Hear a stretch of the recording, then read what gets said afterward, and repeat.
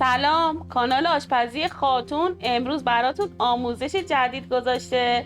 بریم سراغ آموزش درست کردن این دمپختک خوشمزه و اصیل ایرانی که با ترشی و ماست طعمش فوق‌العاده است.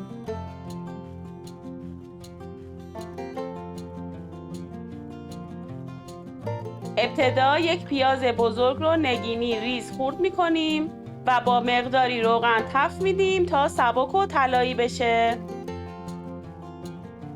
یک پیمانه لپه باقالی ها را که از قبل خیس کردم به پیازها اضافه میکنم و خیلی مختصر تفت میدم تا مانع از له شدن باقالی بشه، اما مراقب باشید که نسوزه.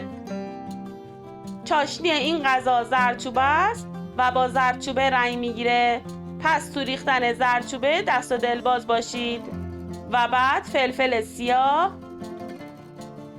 و نمک رو در غذا میریزیم و حدود 1 دقیقه تفت میدیم. و بعد 2 پیمانه برنج رو که از قبل شستم به موادمون اضافه میکنم. آب باید در حدی باشه که اندازه 1 بند انگشت روی برنج رو بگیره. مخلوط برنج و لپه باقالی رو هم میزنم و برای طعم بهتر غذا از کره استفاده میکنم. و بعد از اضافه کردن کره، وقتی که آب برنجمون کشیده شد، زیر شعله رو کم میکنم تا برنجمون دم بکشه. منتظر آموزش های بعدی ما هم باشید.